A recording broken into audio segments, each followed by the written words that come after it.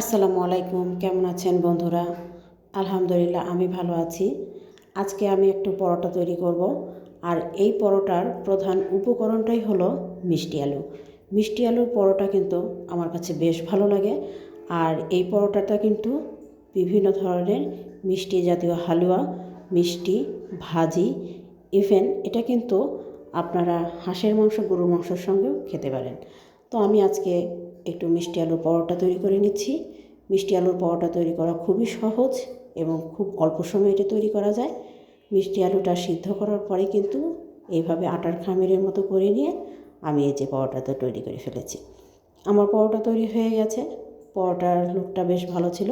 এটা দেখতেও যেমন সুন্দর, খেতেও তেমন দারুণ হয়েছিল। আজকের ভিডিও এই পর্যন্তই।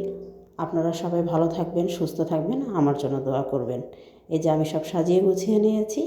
আল্লাহ হাফেজ।